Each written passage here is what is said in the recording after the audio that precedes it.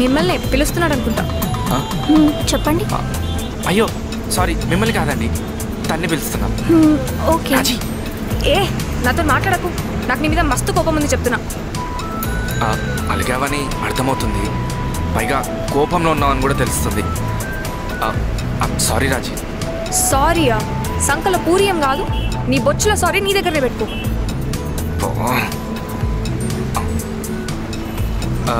Excuse me miss beautiful. చెప్పండి mister handsome. If you don't mind మీరు ఈ సీట్లోకి వస్తారా? నేను అక్కడ కూర్చుంటాను. లేదు, నాకు ఈ ప్లేసే నచ్చింది, నేను ఇక్కడే కూర్చుంటాను.